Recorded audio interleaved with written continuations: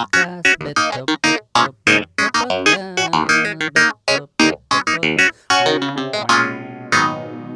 ¡Vamos! Hola Ricardo, bienvenido, un placer. ¿Cómo no? Buenas tardes. Buenas Muchas tardes. gracias. Hola Carlos. Saludos. Episodio especial Esto es... por la situación ¿verdad? de energía, de lo que pasó anoche del apagón. Vamos a estar grabándolo en mi podcast, lo subimos a ambos canales. Pero esto es una special edition de la diestra. Special edition en emergencia. Sí, y hemos traído un recurso que... Si quieres presentarlo Déjame tú. presentarlo Sí, porque, preséntalo, claro. porque es mi amigo, pero aparte de que sea mi amigo, es una persona que conocí trabajando con él y que, mira, cuando tú estás en gobierno, tú sabes que tú tienes que siempre tratar de dar buenas noticias, tratar de siempre... Tú buscas la manera de llevar mensajes, pero tú no quieres decirle a la gente cosas La cagamos. malas. Pero si yo conocí a una persona que es honesta y transparente con lo que comunicaba siempre, con una situación súper complicada, que era el tema de energía, y en el momento que le tocó vivirlo, porque le tocó vivirlo en el momento de declarar quiebra, previo a un huracán y después durante un huracán, que son... No hay nadie que te pueda hablar de crisis si no ha vivido eso. Porque eso es crisis de verdad. Claro. O sea, y aquí está, y es él, es el ingeniero Ricardo Ramos, que él dirigió la Autoridad de Energía Eléctrica en aquel momento cuando nos tocó trabajar juntos en aquella situación, que no es lo mismo ni se escribe igual que tú hayas trabajado en prepa, que hayas dirigido prepa, pero que hayas dirigido prepa en ese momento. Porque lo que se vivió en ese momento, yo digo que cambió la historia de Puerto Rico para siempre, y él lo estuvo ahí, así que bienvenido Ricardo acá a la diestra. Muchas gracias por la invitación. Un privilegio realmente estar aquí en este podcast. Me encanta mucho, ¿verdad? el contenido y el propósito del mismo. Así que espero poder, ¿verdad?, aclararle la mayor cantidad de dudas y que esto, ¿verdad?, que la gente que vea el podcast pues, pueda aprender algo en el día de hoy. Mira, yo quería enfocarlo, y yo le hablaba con Carlos fuera del aire, y hemos texteado varias veces, que cuando suceden estas cosas, yo siento que el debate se politiza bien rápido. Y hay una gritería, y hay gente que se enchisma en nombre de los demás en las redes sociales, y todo lo que vemos de los influencers y todo, de los periodistas. Pero nadie me habla de la parte técnica.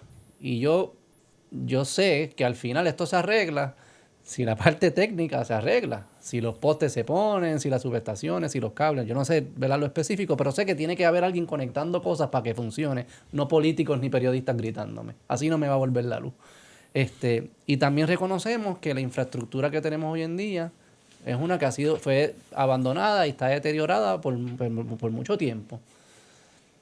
Yo quisiera como que usar este espacio para entender cómo es que es nuestra infraestructura hoy, cómo llegó al deterioro que hay, qué significa, dónde es que se deteriora, dónde es que empieza a fallar, qué tiene que pasar hacia el futuro y cómo se ve ese plan en el tiempo para uno saber, tener expectativas claras también, ¿verdad? Como que eso de estar echándole la culpa a Luma porque se me fue la luz ayer, pues yo no sé, porque si eso es parte de una infraestructura que fue deteriorada por mucho tiempo, pues la causal no fue Luma per se. Claro.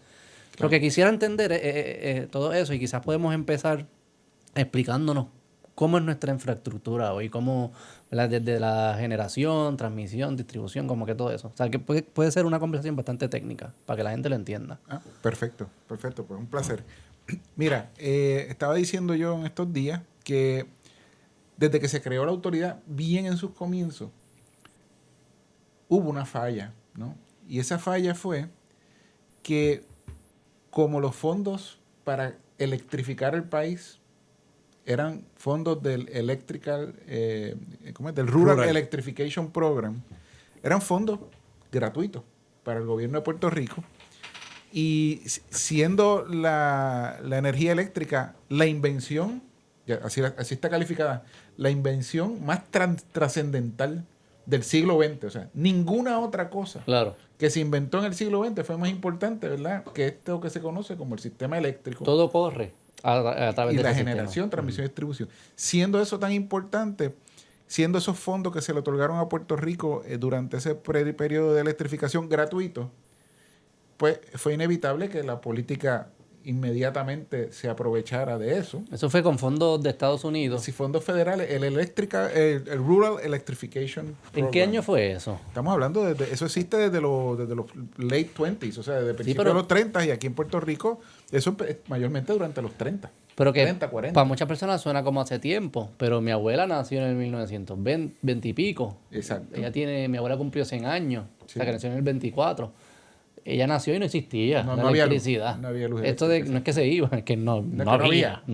Exacto. Como que también ponerlo en contexto, como que nos volvemos locos, que se va la luz. Y está bien, yo lo entiendo, yo soy uno de ellos. Yo soy muy moderno. Sí. Pero, ¿sabes? Mi abuela se crió en un ambiente sin luz. Fue el invento más trascendental del siglo XX, pero realmente no es que sea tan viejo, ¿verdad? Cuando tu Sí. abuela era de las que no tenía, mi suegro no tenía luz eléctrica, mi padre cuando nació no tenía luz eléctrica, sí lo pudo disfrutar en su juventud. Pero en ese momento, y aquellas personas que son mayorcitas, que vieron algunas películas de televisión de antaño, hay una película de Don Cholito, José Miguel Aguilar, que creo que se llama El Alcalde o algo así. Él está corriendo para alcalde. Ok. Y toda la película centra en que él está prometiendo a toda la gente que si él gana, le va a llevar la luz eléctrica. Ajá. Y para efectos históricos, o sea, en Puerto Rico se fundó por ley la Autoridad de Energía Eléctrica en el 41. Correcto. En el 1941. O sea, que lo que tú estás hablando es que en ese trayecto del 30 al 40 es que realmente aquí comienza a haber algo de una unidad que comenzara a repartir energía por Puerto Rico. Sí, el principio de la energía eléctrica en Puerto Rico es del sector privado. Ah, ok. Aquí había luz eléctrica en Villalba, en Como varias fincas, ¿verdad? municipalidades, en Como una Calley. finca. Calley. De hecho, tarde en los 70, es que la Autoridad de Energía Eléctrica adquiere el sistema eléctrico de Calley, que era privado. O sea que estamos hablando de mucho tiempo para los más jóvenes, pero realmente eso fue el otro día. O sea que el Tocqueville, el gobernador Tocqueville, creó un programa que fue el que hizo, mira, vamos a adquirir todas las compañías eléctricas privadas para poder tener una empresa veo. más amplia, para poder entonces tener derecho a más fondos federales y a poder también emitir más deuda, ese tipo de cosas, ¿no? Todo eso, pues, bien pensado, ¿no? Porque estaba todo, aquel tenía un voltaje, este tenía otro, era privado, o sea que, y ahí al punto que quería llegar, el sistema eléctrico de Villalba, creo que los fundadores fueron la familia Figueroa, utilizando hidroeléctrica, el sistema que había en Calley, igualmente, esos sistemas se fueron expandiendo por necesidades de gente que querían ser clientes de ellos. Pero ellos se sentaban y decían, me va a costar tanto llevarte la luz. Y si no hacía sentido, porque era muy costoso, pues no te la daban. Y si te la podían dar y llevártela, pues decir, ¿cuánto me va a costar mantener eso o arreglarlo cada vez que se rompa? Si no hacía sentido, no lo hacían. Ujú. Y ahí es que te digo que desde el principio quizás cometimos una imprudencia, vamos a llamarlo así. Y esa imprudencia fue que, como bien muestra la película de don José Miguel Agrelot, se lo prometió luz a todo el mundo, no importa que vivieran en las Cínsoras allá con una casita chiquitita, qué sé yo ni qué. Sin costo adicional ni nada. No, Todo subsidiado. Pagaban por la luz, pues, un poquito Claro, pero subsidiado. me costaba lo mismo el que cerca como el de lejos Que para el cliente. que ninguna persona que fuera la dueña del dinero hubiera decidido llevar esa luz allá. Era mucho mejor decirle, mire, Múdese. quédese con su terrenito y su finquita allí, pero múdese acá, que aquí sí hay luz y tenemos el CDT al lado y los servicios Claro. de la alcaldía están aquí y aquí está el hospital estatal y aquí está... ¿Ves? Pero eso no ocurrió así. Hicimos un desparramiento de líneas eléctricas. Son miles y miles las millas de líneas eléctricas que hay en Puerto Rico. Y tú puedes ir hoy y ver, y tú dices, esta línea llega. Mira, el otro día nosotros estamos haciendo una caminata, un trekking por Ciales. Ujú. Llegamos en jeep a un lugar que ya no se podía llegar más. Y fue difícil llegar en el jeep. Y después nos pusimos a caminar, y a caminar, y a caminar, y a caminar. Esto está cerca del Río Encantado, donde está el Río Encantado, el barrio Yunes, Frontón, por allí. Y de momento vemos como que un cemento así entre arbustos. Y cuando nos acercamos había una casa. Una casa de techo de madera, pero la casa era en cemento. In the middle of nowhere, para decirlo, para que la gente entienda, ¿verdad? Y esa casa tenía una base de contadores. Digo, no tenía contador ya, pero tuvo electricidad. Y tú dices, ¿cómo? Toda infraestructura para una ¿A casa. quién se le ocurrió? ¿Quién justificó? ¿Y cómo? Bueno, pues la política justifica esas cosas. ¿Ves? Claro. ¿Sabes? Sí, con el dinero del otro. Sí, Es más con fácil. el dinero del otro y para ganar el voto de esa persona. Claro. Nada, lo que estoy dando es un ejemplo, pero eso es lo que te quería decir, es que desde el principio, Sí, pero que ese es su génesis, digamos, desde el principio tú tienes una empresa que no se desarrolló desde el punto de vista completamente buscando optimización. de recursos. La ¿no? optimización hubiera sido, mira, usted tiene una finca allá, tiene el ganado allá, pues tiene una estructura allá, tiene una casa allá, necesita luz para ordeñar las vacas, bueno, pues ponga un generador. Hoy en día tenemos la energía solar, ¿ves? Y baterías, que entonces pues es una gran solución. Pero tú llevar luz allá, no la hace. Usted vive acá y va hasta allá y trabaja. No sé, o sea, sea, cuando yo tú- no soy sociólogo ni nada de eso, ¿verdad? No, pero en términos de eficiencia de una red, estaba como sobreextendida porque tenía muchas cositas por todos lados y al final esos son puntos de point of failure, me imagino, que pueden causar fracaso y mantenerlo en un tostón porque Claro. son muchos individuales. Son áreas que pues, Y remotas. llevar el desganche hasta allá es un problema, porque recuerden, estás atendiendo, tú tienes miles y miles de clientes, millones. En el caso de la autoridad son 1.400.000 y pico clientes. Ciertamente unos consumen más que otros. Unos son hospitales, otros no. Uno no quiere ser crudo, pero al momento de elegir cómo yo voy a atender mis querellas, pues la casita esa que te dije que está, pues esa va último, ¿verdad? Porque es que tengo un hospital sin luz o tengo esta otra parte sin luz. Hablando de ese comienzo, ¿verdad? Luego de ese comienzo la autoridad tuvo un crecimiento increíble. La autoridad fue un ejemplo para muchas utilidades a nivel mundial. La autoridad, aquí venían, eso que tú me habías contado una vez que hablamos sobre los helicópteros, levantando las torres y los celadores montados en el helicóptero y eso. La autoridad fue pionera. ¿De verdad? Aquí venían las utilidades eléctricas de Estados Unidos y A de ver, otros países. a ver Aquí, a ver eso y a coger entrenamiento. ¿Pero por qué? Porque aquí... O sea, ¿qué fue lo distinto que se hizo aquí que no se hacía en otros lugares? El programa de electrificación de la isla con fondos federales Okay. creó una necesidad. O sea, la autoridad aquí, me cuenta mi suegro, me cuenta mi padre, empleaba en la calle. O sea, de momento llegaba a un sitio y la gente allí dice, ¿quién son esta gente? Son los de energía eléctrica. Algunos no sabían ni qué era eso. Dice, necesitamos tanto albañiles, tanto carpinteros, y desde ese momento seguían siendo empleados de la autoridad. Entonces era así. Y igualmente, pues también el uso de los helicópteros era necesario por nuestra topografía. Por eso, así que pero- fuimos pioneros porque aunque quizás uno que otro lo usaban a nivel mundial, eran muy pocos. Y nosotros, como teníamos esta cantidad grande de fondos para electrificar el país, y el país es altamente montañoso, pues entonces tuvimos que coger esa tecnología y llevarla a su máxima expresión. Y se usó muchísimo. Y entonces creamos un expertise que otras utilidades no las tenían. Y entonces pues fuimos pioneros y o sea, muy orgullosos. Bueno, somos, ¿verdad? De esa hazaña. Y de igual forma, recuerden que hasta el otro día, no sé si todavía, la autoridad es la quinta utilidad pública más grande en Norteamérica en cantidad de clientes. Cuando tú piensas en una isla así de pequeña, es la quinta utilidad más grande pública en Norteamérica, pues te da un ejemplo de ese espajamiento de cables eléctricos que hay por la isla que implican un costo de mantenimiento. Construirlo no costó nada, así que la decisión era fácil. Nadie pensó cuánto me iba a costar mantenerlo. Claro, ¿Ve? porque Hacia el eran fondos futuro. federales. Y ese es el principio de una de las razones de la quiebra de la autoridad. Y nunca se pensaba de manera como en diseño. ¿Cuál es el diseño óptimo de esta red? Porque también usted mencionó que fuiste comprando redes más pequeñas que ya tenían cierto diseño Ya tenían y las cierto vas diseño. incorporando, me imagino. Pero nunca se pensó como que cuál es el diseño óptimo de todo esto. Porque he escuchado como que la transmisión, que siempre lo que dicen que hay los cables que van de norte a sur y cuando se apagan pues se afecta a un montón de clientes. No sé si eso tiene que ver de esa génesis. No, aquí la autoridad contó con desde el ingeniero Luchetti hasta hoy. Un sinnúmero, ¿verdad?, de ingenieros altamente competentes y con mucho conocimiento. Pero la historia le juega, le impone a uno, ¿verdad?, situaciones. Pues, ok, teníamos esta situación de fondos gratis y los políticos.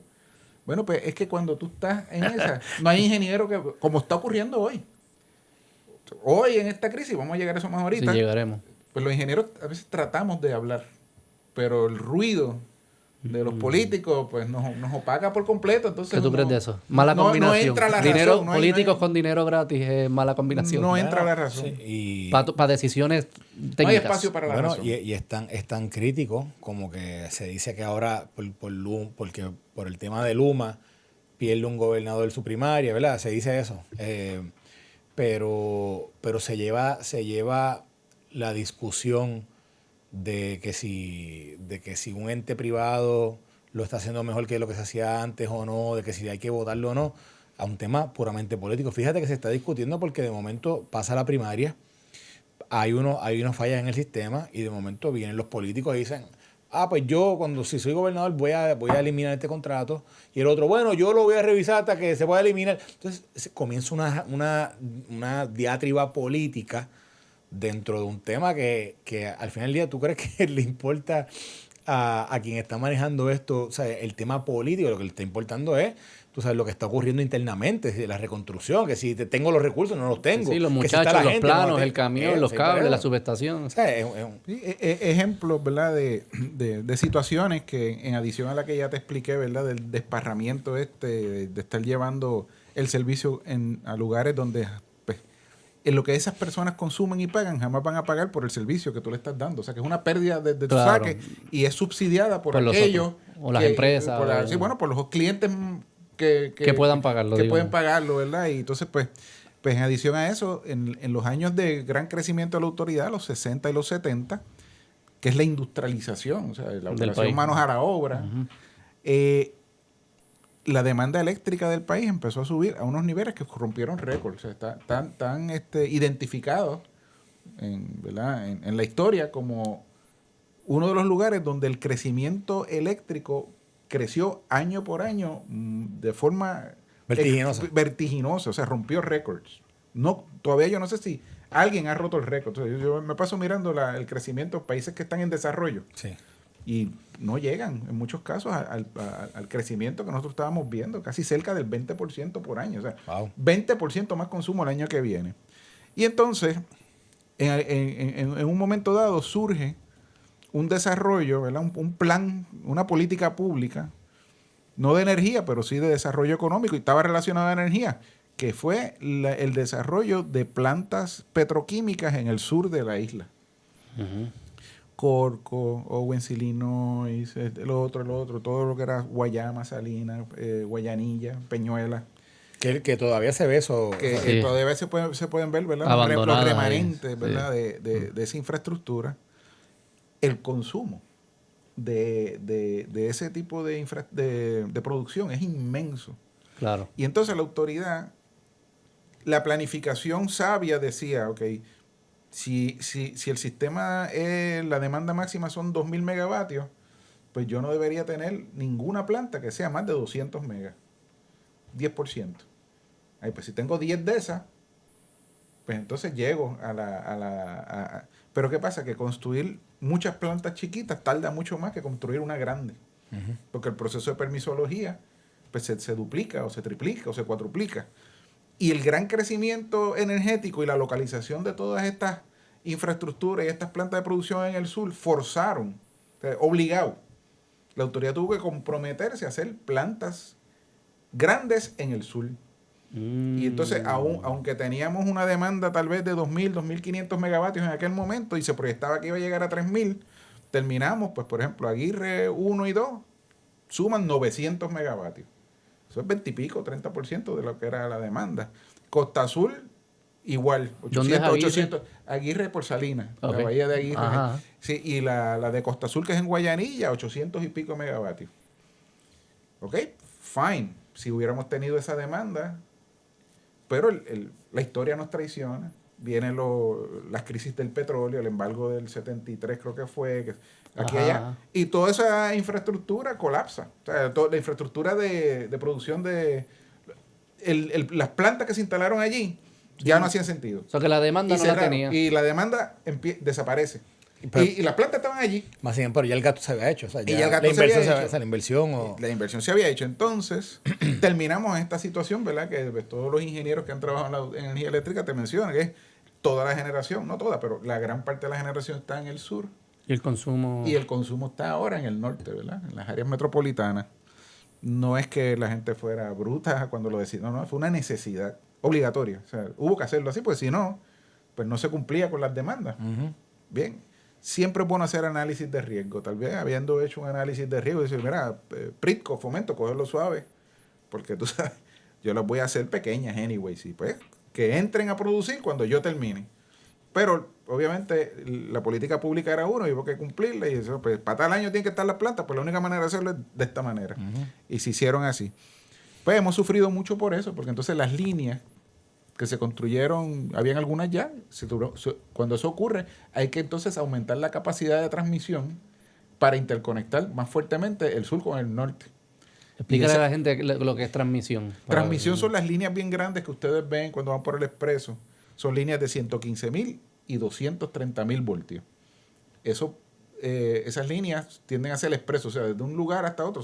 Y eso van desde las plantas generadoras hasta los centros de carga. Y ahí entonces entra la distribución. Y ahí entonces entra o a subtransmisión, que son voltajes intermedios. Van bajando hasta llegar entonces a distribución. A tu casa. Y después llegan a los hogares.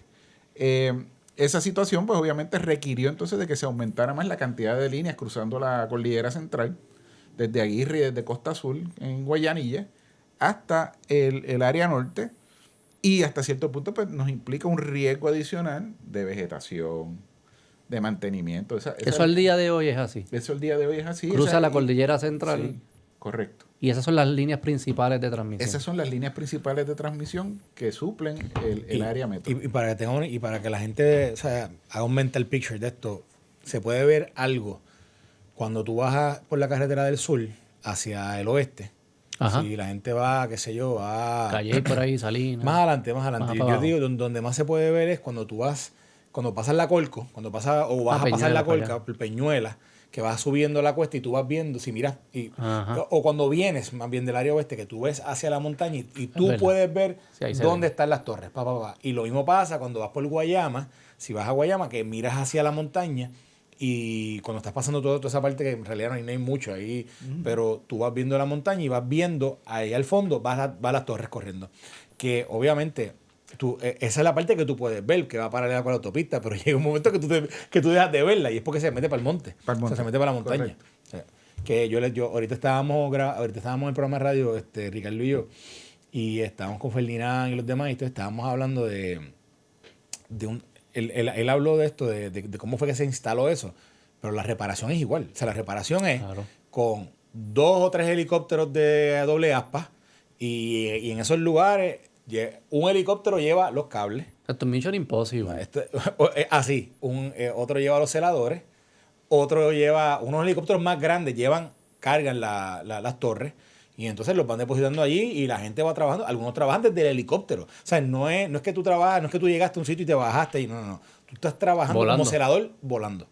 Sí. Esa es la reparación. Sí, déjame aclarar que la autoridad ni Luma ahora tienen doble aspa. Eso fue durante el huracán que se usaron y ahí pudimos entonces... transportar las torres completas, montarlas en un lugar, fácil de trabajar y llevarlas ya montadas. La autoridad sí lo que hace en 2 secciones, o sea, monta aparte y se la lleva en 2 secciones.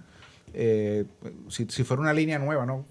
Bueno, ya inclusive las que existen, porque la vegetación se ha apoderado de muchas cosas, lo primero que tú llevas son podadores en helicóptero y los dejas allí.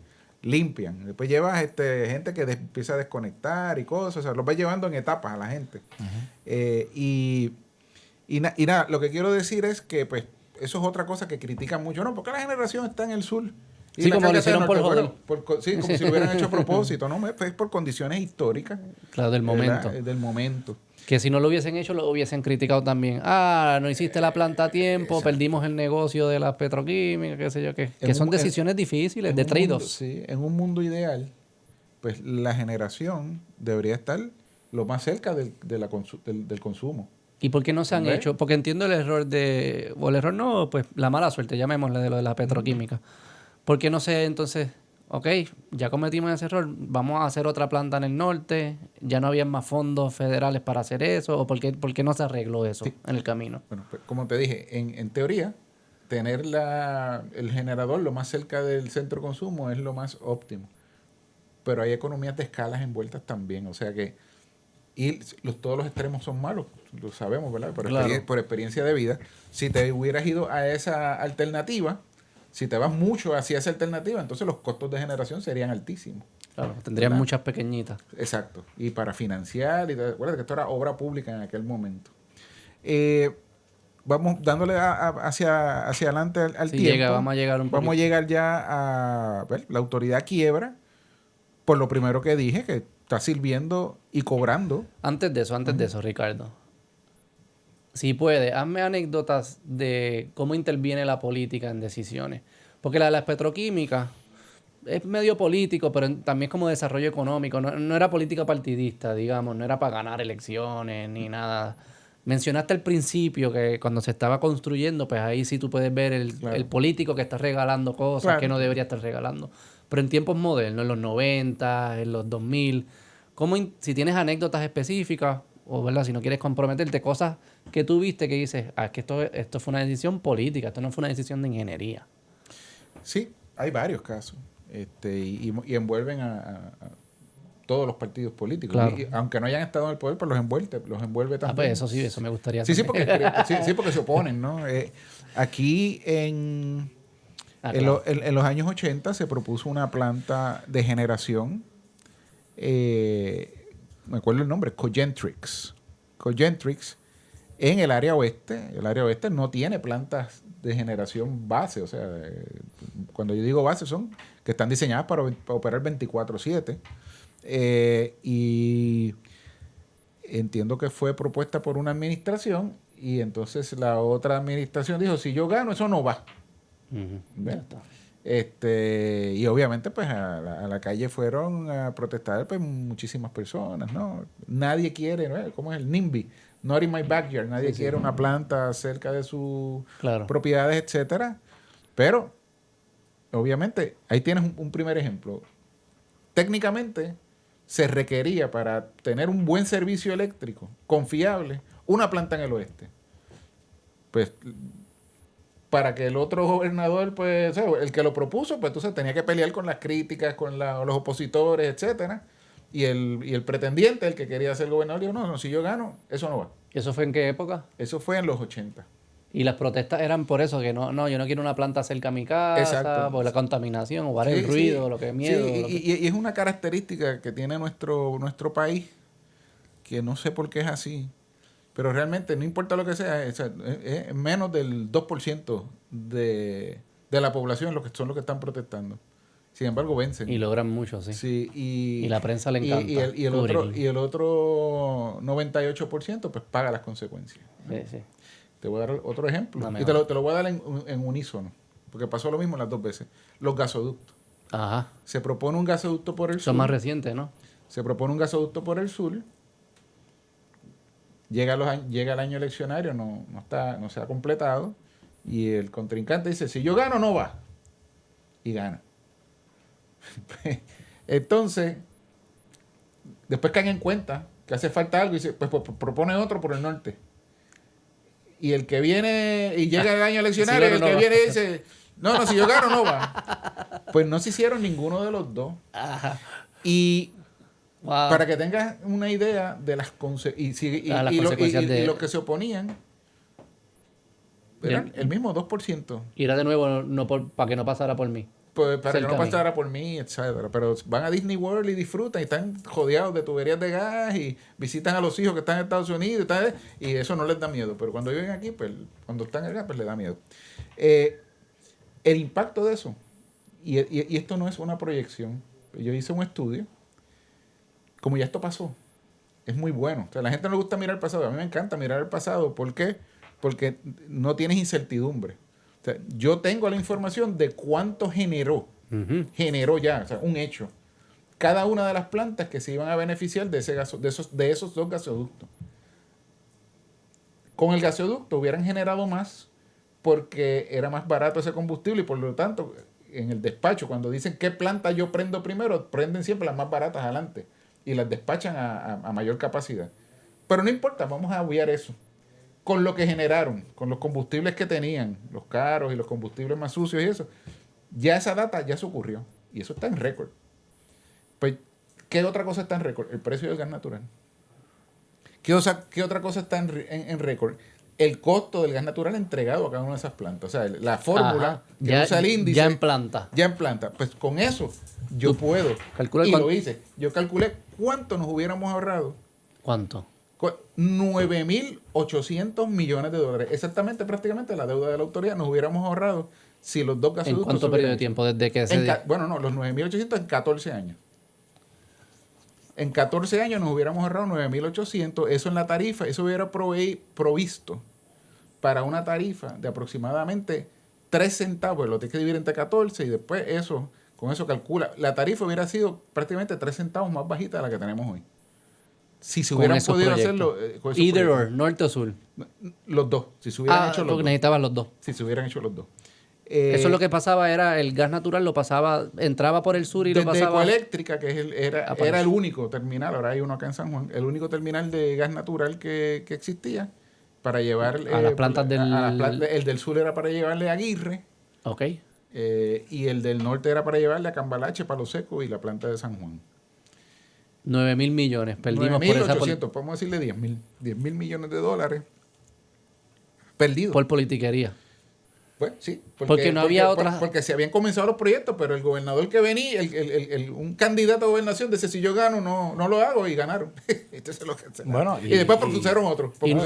Lo que pasa es que en las dos instancias fueron issues que básicamente, yo no digo que tumbaron al gobernante, pero si él lo mencionó, fueron de campaña, fueron temas importantes. Súper importantes. Bueno, en el tema, yo recuerdo más la de Fortuño, la de Fortuño, pero la de Aníbal no lo recuerdo bien, sí recuerdo lo que pasó, pero interesante porque con ese tiempo yo trabajaba en el Departamento de Justicia Federal y como yo trabajaba en la División de Derechos Civiles, pues es interesante el ángulo que de momento comenzaron a darle ciertos grupos de que con estos esfuerzos que estaba haciendo el gobierno en ese momento, que estaban desplazando personas, están dejando que si casa, que si se estaban entrando en la ruralía. Entonces comenzaron estos grupos, ACLU, otras organizaciones también, pro naturaleza, etcétera. Lo que hacían era que buscaban personas, by the way, personas de bien escasos recursos, porque esa área por donde iba a pasar el gasoducto, eran áreas sumamente rurales o montañosas que iba a entrar. Particularmente esa área allí de Peñuela, toda esa comunidad de arriba, hay un área que se llama Cerquita al Cielo, que pues, se llama así mismo. Toda esa área, yo creo que incluía también un área de Ponce y no sé después lo demás, pero ellos organizaban estos grupos, les pedían las firmas, lo que fuera, y entonces lo llevaban a niveles federales para tratar de llevar supuestamente como si esto fuera un tema de derechos humanos. ¿Quiénes eran las organizaciones? ¿Otra sí, vez? Sí, lo mismo. Ambientalistas también. Ambientalistas. Sí, lo estaba mencionando. Un fenómeno que tenemos aquí en Puerto Rico. O sea, el 2% de la gente son las que protestan y se pasan por el rol al otro 98% y terminamos el 98% pagando. Pero ¿cómo quemar diésel es mejor para el ambiente que quemar gas natural? No tiene sentido. Lo que pasa es que el argumento ahí en ese momento era el contrapeso, ¿verdad? ¿Verdad? Eso no tiene sentido. No tiene. Para el ambiente es mejor gas natural. No. Aquí calculé eso también. Estoy buscando aquí el teléfono. Pues busca. No creo que no lo encuentre, pero para que tengas ejemplo, para darte un ejemplo, perdón. Se calcula entonces la reducción de emisiones de toda esa generación que ya ocurrió. O sea, aquí no... Vamos, muy pocas veces tú puedes hacer un análisis que tú puedas decir que es infalible. Pues yo no lo digo tampoco. Yo digo, mira, puede haber un error de 5%. 5%. Sí. ¿Ves? O sea que, porque ya se ocurrió, ya tienes todos los números. Se puede calcular también las emisiones de CO2, ¿verdad? De gases invernaderos al ambiente, con lo que quemaba cada planta. ¿Por qué va a diésel? Diésel o bunker. Que es peor todavía. Mayormente bunker. O sea, mayormente bunker y algo de diésel. Solamente la de Cambalache era de diésel. Y tú calculas las toneladas de CO2 que no se hubieran emitido. Y la EPA tiene un website donde tú puedes llevar eso a, si dejar de emitir es tantas toneladas, ¿cuántos renovables cuántas placas solares yo tengo que instalar para lograr eso mismo por año? Puerto Rico no tiene espacio para poner las placas solares. Sí. No en las casas. O sea, tú forras a Puerto Rico así, de placas solares. Y en esos 14 años no hubieran reducido Lo que el gasoducto hubiese reducido. Lo que el gasoducto redujo en emisiones de CO2. Pues entonces los propios ambientalistas se disparan en los pies. ¿Tú me entiendes? Porque es que Se convierte en político. las cosas, o sea, tú tienes que, cuando tú vas a tomar decisiones, ¿verdad?, de política pública energética o ambiental, tú tienes que saber dónde tú estás parado. Y tú estás parado en un ambiente donde los combustibles que usamos son altamente contaminantes. ¿Ok? Y te quieres ir entonces a cambiar eso radicalmente a energías renovables sin tener un puente, sin tener un plan, ¿verdad?, bien establecido. Pero tienes esto. Y esto tú lo que tienes que, con una inversión pequeña y cambiar, o sea, la planta te quema, la que te quema el petróleo te quema el gas. Ya está. Y ya está ahí la planta. Ok, es vieja, pero te lo quema. Pues entonces, ¿por qué no hacemos eso en lo que hacemos los renovables? Entonces empiezas a contribuir a mejorar la situación de calentamiento global de inmediato y bajas el costo a la misma vez. Desafortunadamente, pues no se hizo. Y ese análisis se hizo por las plantas existentes. Porque si tú llegas a tener gas en esas plantas, lo más seguro se hubiera invertido para hacer unas plantas que suben la eficiencia. Estas plantas son 30% eficientes. Plantas nuevas son 60%, el doble. O sea ¿Qué significa 30% eficiente? Pues que con un galón de combustible, si produces 100 con la de 60%, produces 50 con la de 30%, pues la mitad. O sea que produces mucha menos energía por galón. El yield es más bajito. El yield es sumamente más bajo. Por lo tanto, si hubieras puesto plantas nuevas, la tarifa estaba como 5 o 6 chavos más bajita. Sí, que podía ese ahorro, invertirlo en una planta nueva y así es que se hace un buen trabajo de infraestructura, ¿no? Exacto, mejora, ahorra, invierte, mejora, ahorra, correcto. invierte. Oye, Ricardo, una pregunta que tengo que no sé si esto tú tienes el dato o no. ¿La autoridad emitió bonos para los proyectos de gasoducto? Sí. Sí, Sí, imagínate. Ya se le había levantado el financiamiento. ¿Viste? ¿Y para qué se usó ese dinero?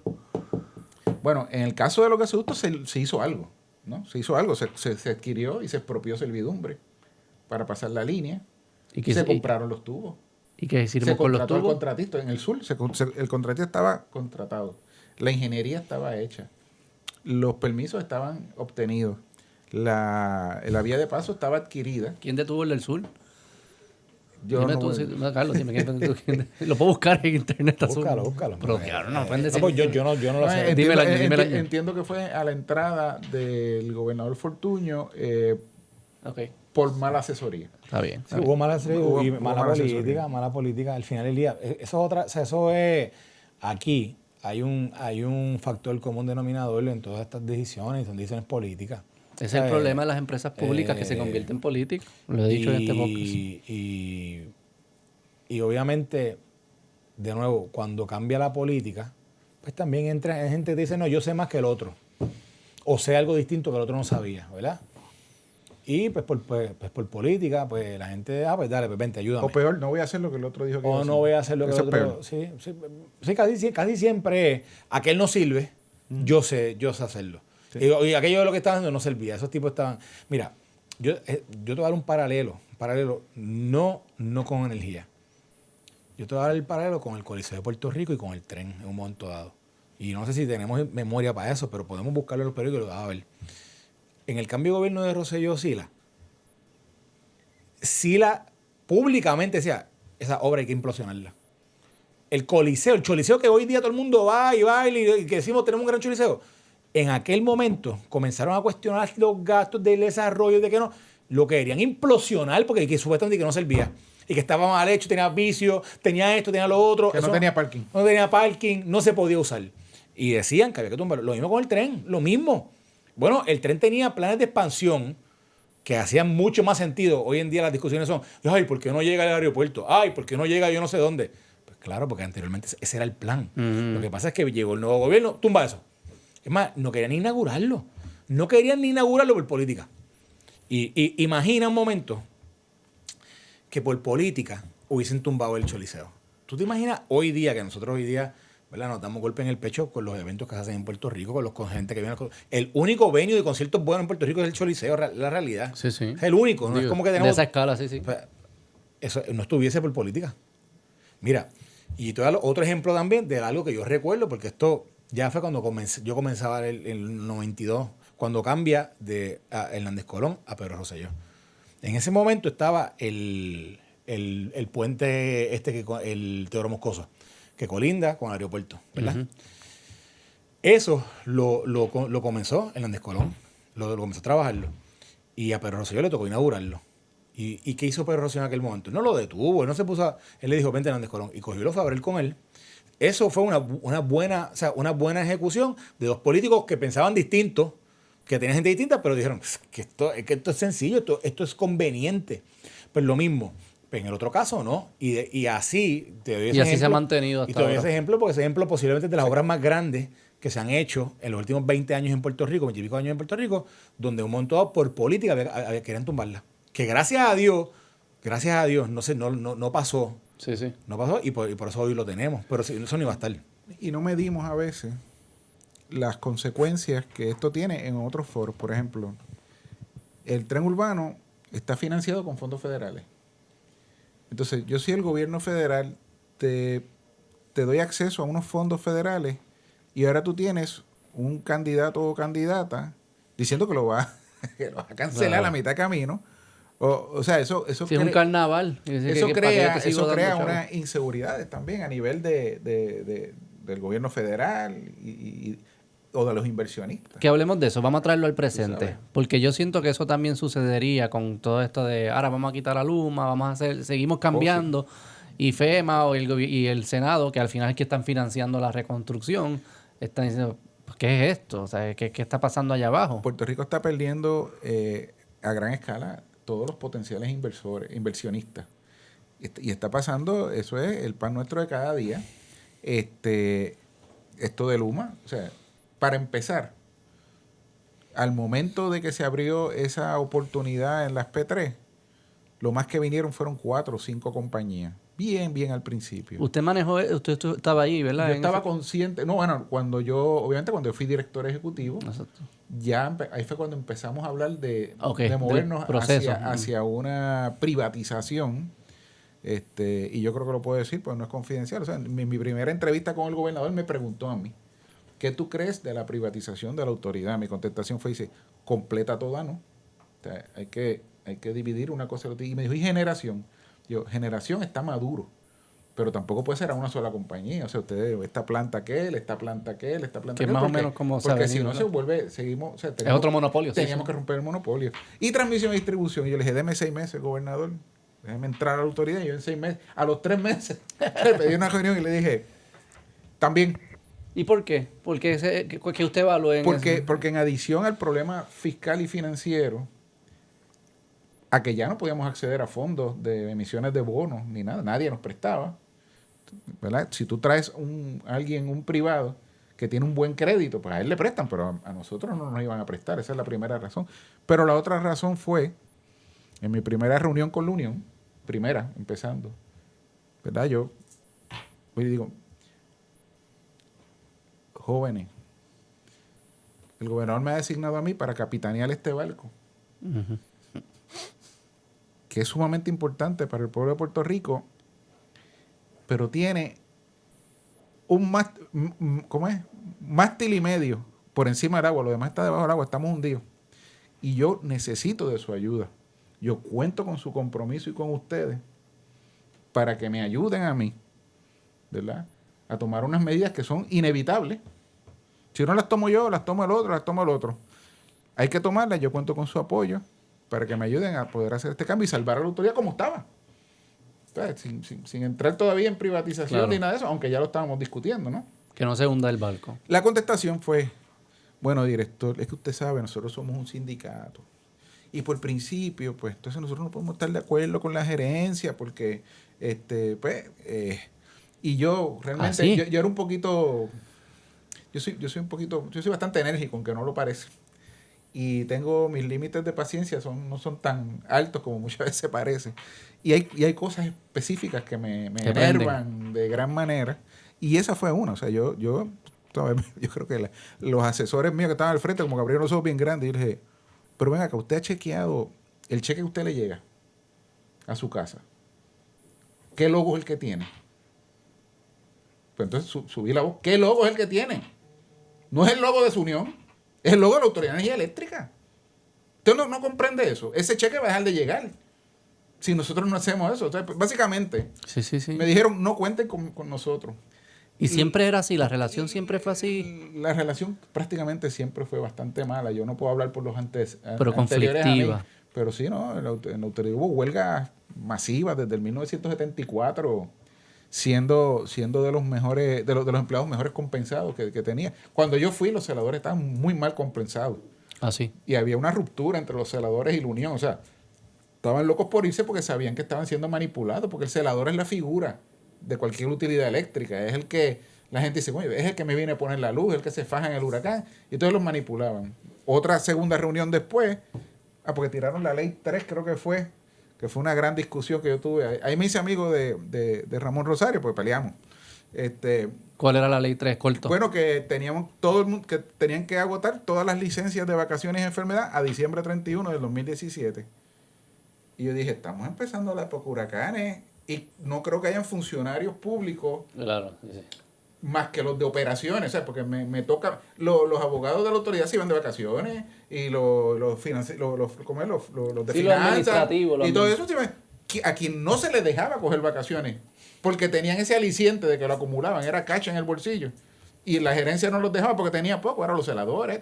Me metieron un puñal por el costado de una manera increíble. Me acuerdo que le dije, porque la ley, Johnny Méndez era el que estaba como que más a cargo del proceso. Y en la discusión que tuvimos, yo le dije, pues, ¿sabes, Ramón? Tú, el gobernador y Johnny. Y pues dije, que está muy delgado ahora. Johnny no cabe en un canasto, así que no puedes contar ese. Tú, cuando venga un huracán, nosotros tres somos los que vamos a poner la luz al pueblo de Puerto Rico, porque toda esta gente se me va a ir, ¿sabes? Y se fueron. El Día de las Madres del 2017, yo estaba yo mismo, ¿sabes? Con unas brigadas leales, ¿no? Poniendo luz en Cagua. Nada, Pero es al que punto que voy es pero que... tú eras así, porque cuando pasó el huracán también. ¿Dónde está Ricardo? Está en la torre, yo no sé qué, que está allí montando. Pues tú ibas. Me encanta el feel y me gustaba que los Yo me muchachos acuerdo, me vieran, porque le daba... el caso aquel del Guatusi, ¿te acuerdas? Que fue porque yo estaba en la autoridad, subí a la azotea de noche y me estaba quedando dormido en la autoridad y yo vi como si hubieran rayos cayendo y yo me digo, pues sí, se ven las estrellas, no puedo ver. Y cuando miro que había unos cortocircuitos allí por 3 talleres y yo llamé al director regional de San Juan, no me contestó y dije, bueno, yo estoy cerca, déjame. Llamé al 911 y dice, mira, manden una brigada de bomberos, Mira. para allá. Capturan a director de las autoridades eléctricas en pleno jangueo. Ese mismo, exacto. Ese mismo, qué bueno. Pues mira, ese es el director regional de la autoridad a mi derecha y y aquellos son un compañero más y el otro, y el otro es el del negocio, el otro es el dueño del negocio. Pues yo voy para allá, sigo llamando, no me contesta, y no me ha contestado porque él estaba allí bregando con el asunto, que es el que está ahí a la derecha con el casco. Ajá. Y entonces, nada, yo llegué allí, estaba lloviznando todo el tiempo, yo mojándome en la llovizna. Entonces ahí salen los muchachos y dicen, coño, yo nunca había visto un director en mi vida, yo no sabía lo que era eso. Nunca en su vida había un director. Y yo decía, pues mira, ¿sabes qué? Somos de sangre y hueso. Y somos humanos. Queremos un selfie. Yo jamás, yo soy una persona bien privada, y eso puede ser, pero tú no puedes decir que no, sobre todo si son tus empleados. Pero entonces después empieza a salir la gente del negocio a pedirme selfie a mí, tú sabes, Ricardo Ramos, de Ponce, Puerto Rico, el nene de Don Luis y Doña Nereida. Y yo diablo, bueno, pues, pero ¿cómo tú le dices que no? Sí. Bueno, pues con una de esas mismas me publicaron al otro día de que yo estaba bebiendo ron. Estaba en el Guatusi jangueando. El Guatusi. Coño, mira, coño, al Congreso no puede ir a dar la cara por el truco de Whitefish, pero a beber ron en Santurce sí puede ir. Porque el Traje campeón. ¿cómo es? Bueno, Bishop, ¿cómo era? Bishop. Sí. Ron Bishop. Rob Bishop. De Utah. Me había citado a mí a una vista para asuntos del huracán allá en la Cámara. En la Cámara, en la Comisión de Recursos Naturales. En la que está, sí. Y entonces también me había citado McCloskey al Senado. Y entonces yo tenía las dos invitaciones. Y yo veo la de McCloskey, y yo digo, bueno, ahí va el del Departamento de Energía, va el CEO de Biguapa, que es la utilidad eléctrica de San Tomás y Santa Cruz, que había sido también devastada por los huracanes. Y mira, están los del cuerpo de ingenieros. Y pues, sí, me suena, ¿verdad? Yo estaba yo decía, me hace sentido. Y la otra, yo llamé al gobernador, es que aquí están citándome a mí y a Carmen Yulín. Y me dice, bueno, considéralo, si tienes cosas más importantes que hacer, no vayas. Y claramente yo tenía cosas más importantes que hacer. Pero, y El ojo, Watusi, Yo me pareció, a mí me olió como una trampa política. Pues, Sí, yo, sí, una y emboscada. que yo tengo que hablar allí con él, que tampoco sabe nada de energía, te lo tengo que decir, ni de, Con ni la de, alcaldesa ni de de San Juan. electricidad, con ninguno de los dos. Y digo, bueno, pues ahí me tienen una trampa, no sé. pero algo. eso que estás viendo lo del Watusi, vamos a hablar también de la realidad que el mundo estaba pasando.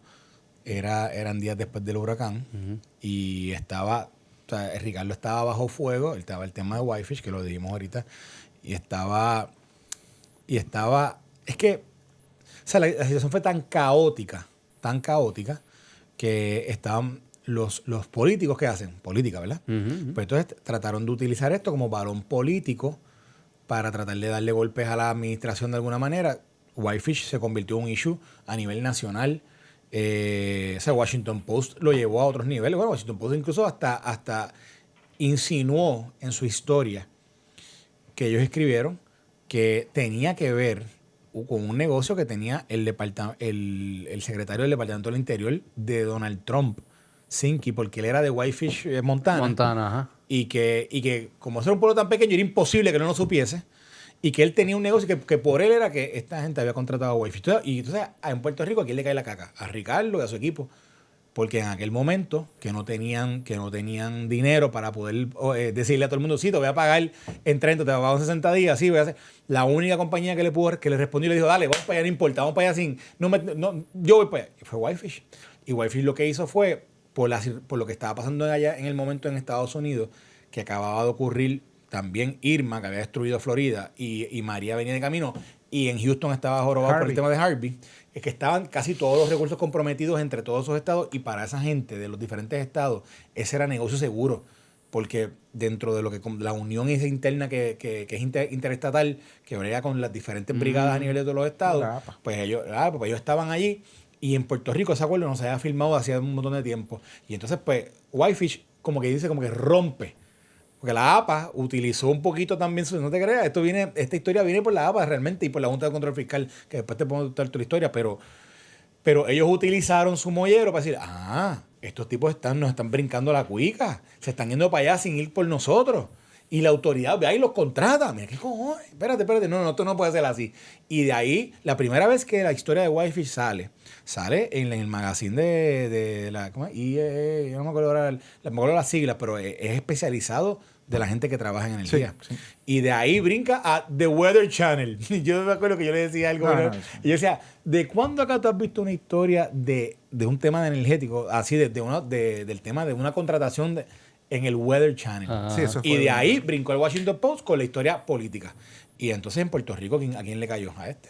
Y entonces lo ven ahí, ¡plácata! Y todos los políticos, ¡mira! Estaba bebiendo ron en vez de haber ido con Ron Bishop. Con Ron Bishop, para hablar de Whitefish y Yulín. Pero eso, mira, ese asunto de Whitefish, yo sabía que había algo que estaba beyond, o sea, que estaba ocurriendo algo. Sí, unos poderes por encima. Unos poderes muy por encima de los de nosotros cuando explotó. Yo tengo por ahí el video del Weather Channel, te lo enseño ahorita para que te rías, porque se ve eso, una actuación, un Oscar se ganó la reportera. Al final del día, a los que estaban en compinche y eran los propios de FEMA. Hay una persona presa de FEMA. ¿Sí? Bueno, Sí. se declararon culpables 2 o 3 de FEMA más otra persona de una compañía que yo también había contratado, porque la contraté Cobra. yo también a Cobra, pero aparentemente yo no sé por qué todavía hay gente que piensa que tienen derecho a todo. Aparentemente yo lo querían todo o nada, y porque, o sea, nosotros teníamos 6 propuestas. Yo estaba hablando todos los días con la APA, pero 2 cosas. Una que hace sentido y la otra es que...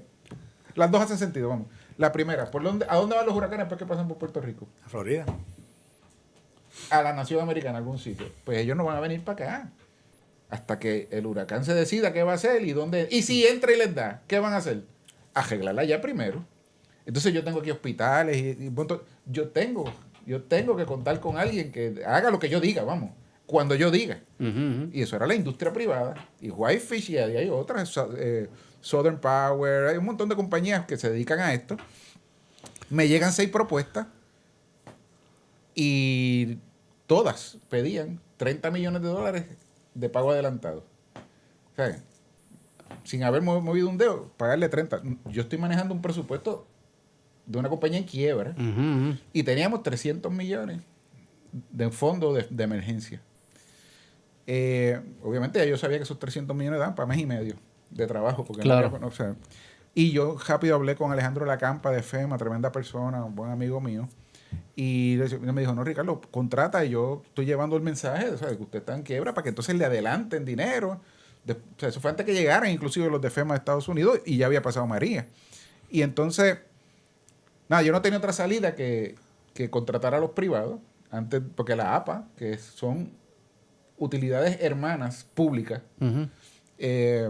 ellos me dijeron claramente que no iban a venir hasta que se decidiera qué los huracanes iban a hacer. Y entonces después, lo segundo, que tampoco los culpo, es que estábamos en quiebra y yo sabía quién me va a pagar. O sea, ellos necesitaban un nivel de garantía beyond Que es lo que ellos hacían. Por ejemplo, si a Florida llama a Georgia, ellos saben que lo van a pagar. Y el papeleo de FEMA y esas cosas lo bregamos después. Allí van. Pero acá ellos no iban a movilizarse. Claro. Antes que tuvieran un sinnúmero de garantías. Así que nosotros procedimos a negociar con los 6 que nos habían cotizado. Y Whitefish pues fue el primero que dijo, ¿sabes qué? No me des los 30. No me des los 30. Yo me movilizo, pero me pagas la movilización lo antes posible, ¿verdad? Porque voy a gastar un montón de dinero en traer. Trajeron un montón de cosas. Ellos tenían un montón de equipo y personal. Y entonces Cobra al oír eso me viene y dice, bueno, yo te lo puedo bajar a 15 millones. Y yo, parecía una subasta de esas de carro. ¿Y quién da más? Pues nadie más dio más. Pues tú también, vamos. Y pues cogido. Y corto, para movernos a otra cosa. ¿Qué es lo que alegaron que se hizo mal? O sea, ¿cuál es al final? No. Ellos lo que alegaron fue... O sea, ¿cuál es la controversia? Yo ni estoy claro. Ellos alegaban que... Porque todo el mundo piensa... Yo digo Whitefish y ellos empezaron a cuestionar las capacidades de Whitefish. Eso. O sea, ellos empezaron a decir que Whitefish es una compañía de 2 dueños. Sí, pero yo me paro en plaza y grito Whitefish y todo el mundo de corrupción. Bueno, sí. Eso es lo que está en la mente. Bueno, lo que pasa es ¿Cómo que llegó a eso? Rápido. La historia era de que una compañía que era de Whitefish Montana, que supuestamente tenía que 2 personas nada más, ¿cómo era posible que hubiesen conseguido el contrato inmediato de la reparación del sistema sin que alguien se estuviera lucrando de alguna manera? O sea, y tenían 2 personas nada más. ¿Qué es eso? 2 dueños.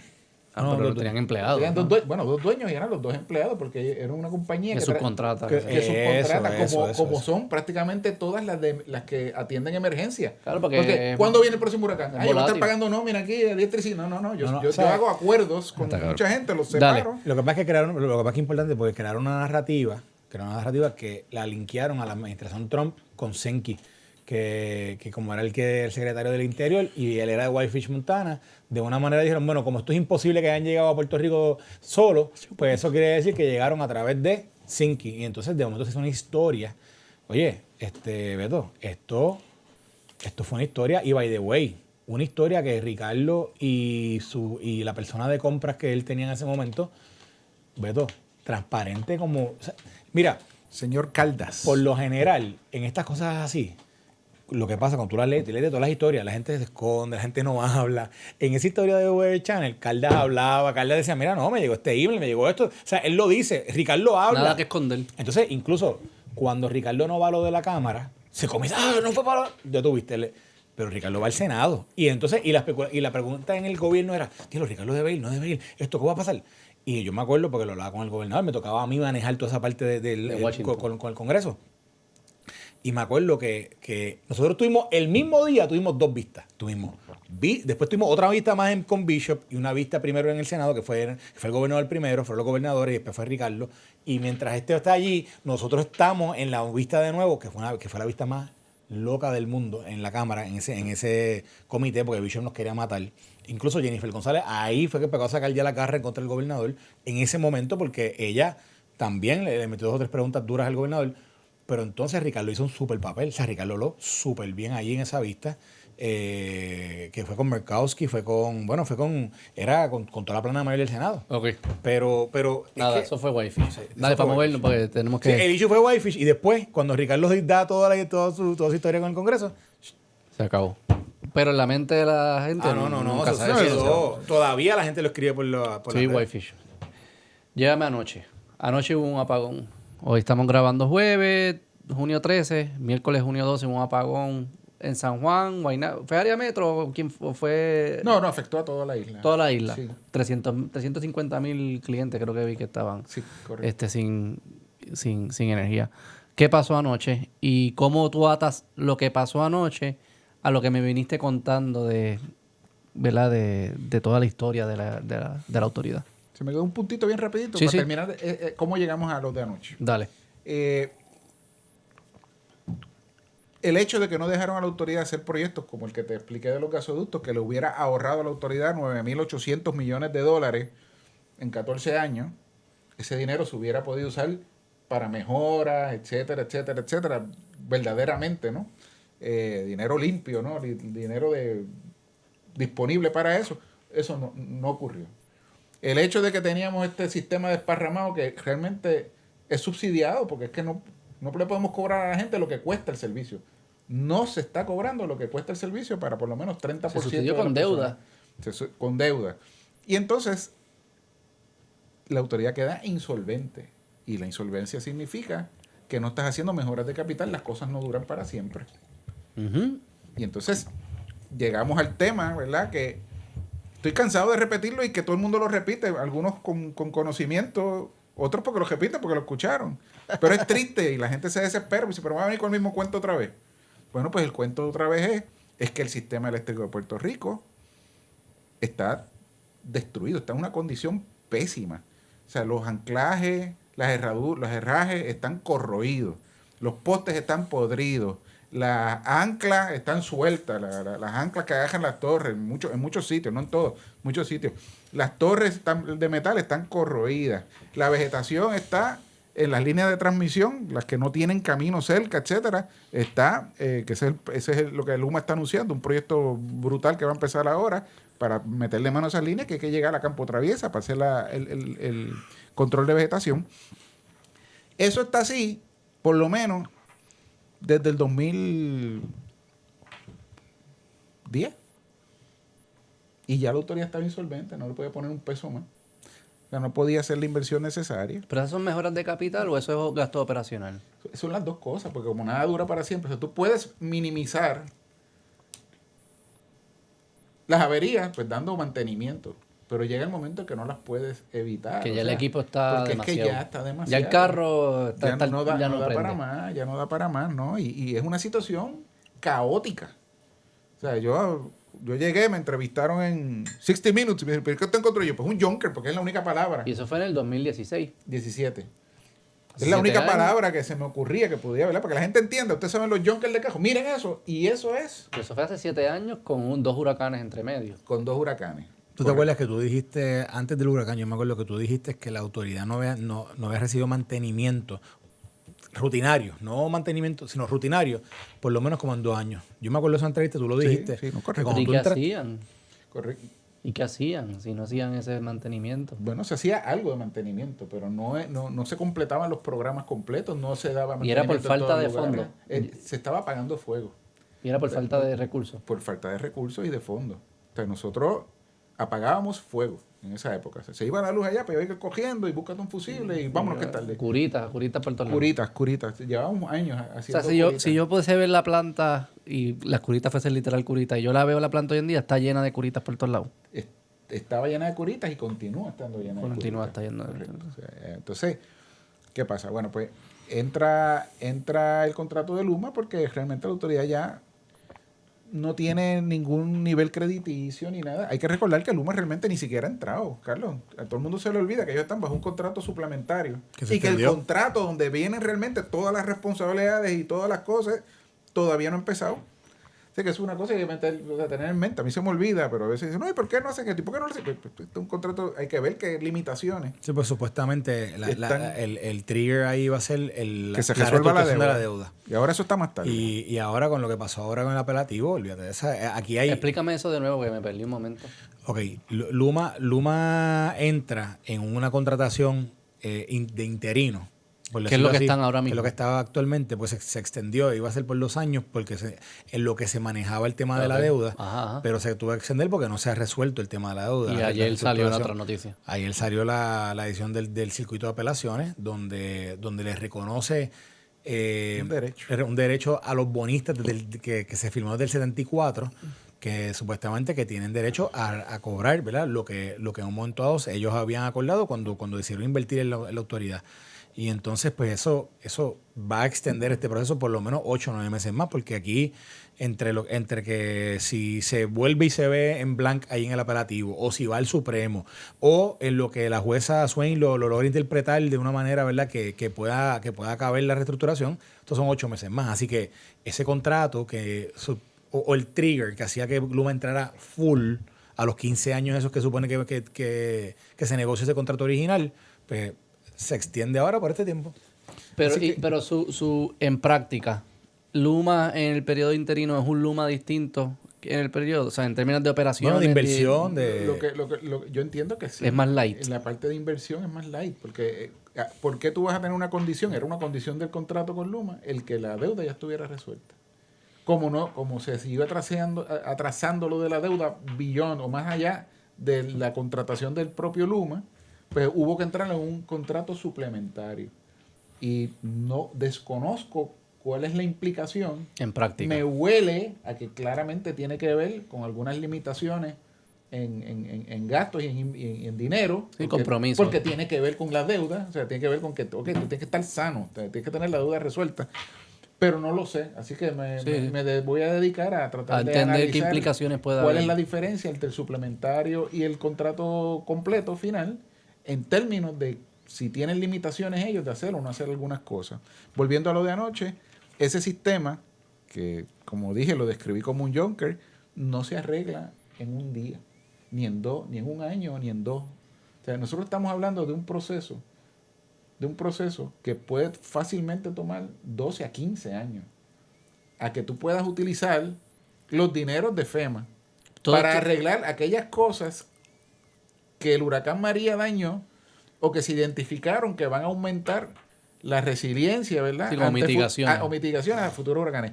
Lo cual no quiere decir que esos 10,000 y pico de millones realmente son para todo. Tampoco. O sea, la gente piensa que esos 10,000 millones vamos a arreglar. No. Eso es una parte, gran parte. O sea, que vamos a repetir eso como yo lo entendí, para setear bien, porque esto es decir las expectativas que la gente puede tener. 10 a 15 años para volver a una red, digamos, en diseño como lo que teníamos antes, pero operando bien. O sea, no es que se está cambiando el diseño. No, el diseño se está cambiando. Ok, se está cambiando. Nos va a tomar todos estos años de María para acá. Han sido, además de mucha burocracia y muchos atrasos, etcétera, pero lo que se ha hecho es la ingeniería de los nuevos estándares de construcción del sistema eléctrico de Puerto Rico para sostener vientos de 165 millas por hora. Ok. Eso es todo lo que se ha hecho. Relocalización de subestaciones o infraestructura de energía que están en áreas sumamente inundables. Ok. O que están a riesgo de derrumbe. O sea, diseño. Eso es lo que es. Diseño. Diseño estimado de costo y asignación. Para hacer cotizaciones, para empezar el proyecto, para que entonces FEMA después reembolsa, ¿no? Exacto. El año pasado hubo algún 800 millones de dólares. Pues ellos presupuestaron 2,000 y pico de millones, Luma, para obra contra esos fondos, y lo que pudieron subastar apenas fueron 800, ¿no? Entonces, pues ¿por qué? ¿Por temas gerenciales administrativos? Bueno, ellos entiendo que están tomando unas medidas ahora. Han habido unos cambios en procurement bien recientes. Ajá. La evaluación de subastas por parte de Luma estaba tomando de 10 a 12 meses. Y vuelvo y te digo, si ya tienes la autorización del gobierno federal, la autorización del negociado y del Core 3, que es otro tema que no hemos discutido, la autoridad de antes, tú sabes. No, después vuelve Ricardo. El director, la autoridad, vamos, para bien o para mal, porque también se hizo mal, hacía lo que le daba la gana. Ahora no, ahora necesita el permiso del negociado, de la Junta de Supervisión Fiscal, del Core 3, de la madre de los tomates, y todo tarda mucho más tiempo. Claro. ¿Ves? Tú no eres dueño de tu presupuesto, el presupuesto te lo tienen que... pasar un pesito de aquí para allá necesita 20 aprobaciones, no es como antes. Esto de Santa Isabel, pues en antaño la autoridad ha dicho, mira, aquel proyecto que está allá, muévete esto para acá. Atrásalo, tráete esos potitos, tráetelo para acá, vamos a resolver a esta gente ahora. Y eso se hacía, ¿ves? Pero eso ahora... Pero digo, no se puede, déjame hacer una pregunta. Para añadirle algo, porque añadirle eso, que es que él también... aquí ha habido un proceso yo diría, hasta de inmersión cultural para mucha gente que vino en la parte administrativa operacional de Luma. Que si bien están rompiendo con la práctica de 60, 70 años de operación de una corporación pública, y obviamente las cosas no van a ser igual. Pero también yo creo que de parte de ellos había una responsabilidad de tener una idea de cómo operar bajo el digamos, el ambiente de negocios que hay en Puerto Rico y bajo lo que se había operado antes. Y yo creo que ha habido también un poquito de soberbia corporativa cuando ellos no han sido capaces de atemperar ciertas prácticas a la realidad que tienen, que es una realidad de una porque vamos, Puerto Rico vive bajo una emergencia energética, esa es la verdad. O sea, si lo quieres ver de otro punto de vista, esto que está diciendo Ricardo, es una emergencia energética. Entonces, hay una pasmosidad con cosas, porque por ejemplo, eso que te dice Ricardo, ¿por qué una empresa privada tarda 10 meses en otorgar un RFP? Eso no debería ser, o sea, eso no debería pasar.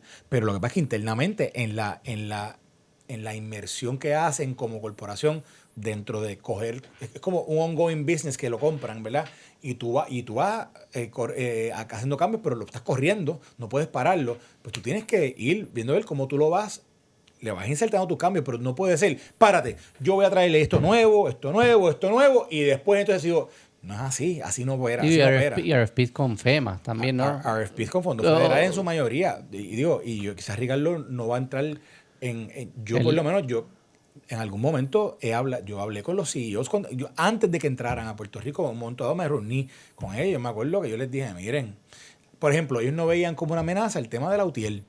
Porque yo decía, no, eso ya no está. Yo le decía, ojo, ustedes no saben cómo políticamente esto se mueve aquí. Y vino y trajeron un asesor en comunicaciones, que era local. Pero decía, no, Carlos, no te preocupes, eso está... Y yo, pues está bien, dale, ustedes saben. Y pues en aquel momento la UTIEL estaba presentando una demanda. Ellos hicieron 20,000 recursos, ¿verdad? Pero no era una demanda para tratar de parar. Y ellos dijeron, no, se va a morir. Y yo les digo, ojo, no lo tomen así.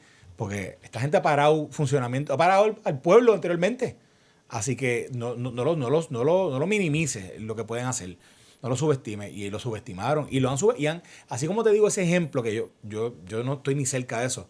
Pero hay otras cosas donde yo he escuchado que han subestimado también. O sea, hay algo de responsabilidad un poco. Y en comunicaciones son los son malísimos. Pero creo que lo dije yo. En el hecho particular de lo que te dice Ricardo, que tú tengas un RFP que tarde un año en otorgarse.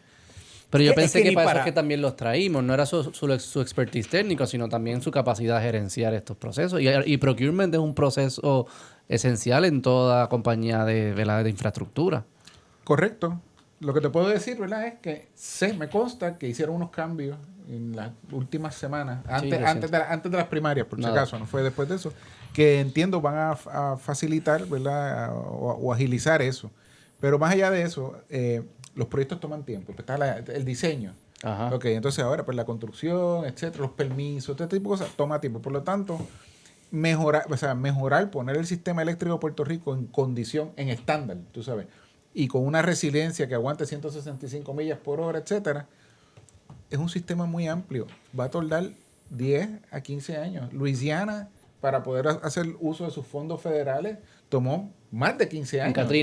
Por Katrina. O sea, pues vamos a decir que lo vamos a hacer igual. En ese rediseño también se considera lo que me mencionaste de las líneas de transmisión, que no sea del... O sea, en 10, 15 años es una planta buena, estándar. Correcto. Estándar de lo que uno esperaría en un país moderno, digamos. Correcto. Principalmente a aquellas partes de la infraestructura que fallaron en María o que nosotros lo sabíamos, que FEMA ha aceptado que son necesarias para que en un caso similar la isla pueda restablecerse mucho más rápido. ¿Y los 10 billones dan para eso?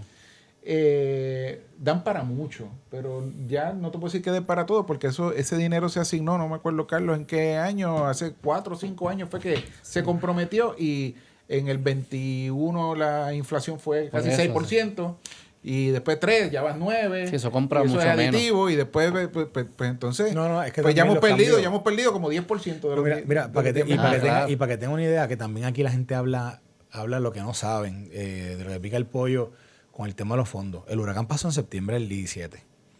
En términos de ley, a Puerto Rico se aprobó dinero para Puerto Rico en febrero del 18. Se comenzó a escribir procesos para Puerto Rico poder accesar estos fondos en ese momento. Eso quiere decir que pasaron casi un año y medio en lo que los procesos estaban escritos a nivel federal. Eso no quiere decir que los chavos están para Puerto Rico. Están ¿verdad? Puestos en papel, pero Puerto Rico no tiene acceso a eso.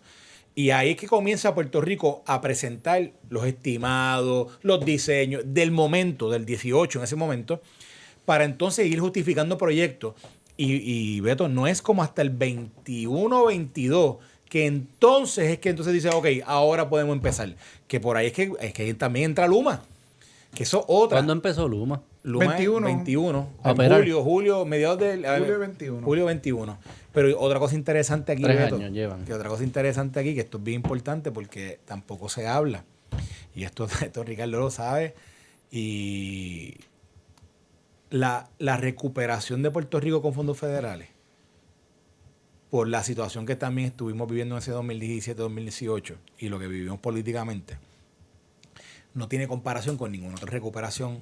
Por ejemplo, él mencionó Katrina, mencionó Luisiana, Mississippi, toda esa área por allí. No tiene comparación, porque para Puerto Rico se escribió un libro nuevo.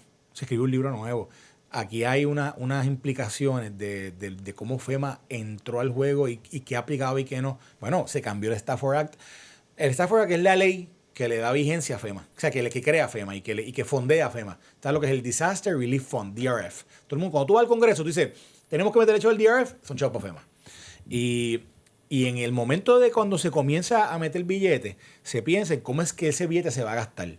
Cómo es que ese billete se va a gastar en los lugares donde hay desastres. Y la ley se había cambiado para Obama para que en un momento dado, viendo con Katrina lo que había pasado, que se tardaba mucho tiempo el trabajo en los proyectos, se inventaron una cosa que se llama el 428, que era una sección de la ley que permitía a quien había sufrido un desastre que pudiese en un proyecto particular, o sea, por ejemplo, el estudio de Beto, que se jorobó con el huracán. Pues ok, el estudio de Beto puede ser que tome un montón de años en repararse y ¿por qué mejor no hacemos un análisis ahora de cuánto puede costar? Y tú dices, mira, esto cuesta repararlo 2 millones de pesos. Ah, pues mira, enséñame las evaluaciones, enséñame el estimado. Papá, ok, tiene 2 millones de pesos. Ahora no puedes venir con cambio, con los 2 millones y tú arréglalo. El 428 permitía eso y lo hicieron en Sandy. Se usó para Sandy, para 1 o 2 proyectos, si no me equivoco. Pero con Puerto Rico se cambió. Y con Puerto Rico, el gobierno federal dijo, hermano, mira el desastre que hay abajo. Nosotros vamos a estar allí 30 años. Si lo hacemos como lo hicimos en Katrina.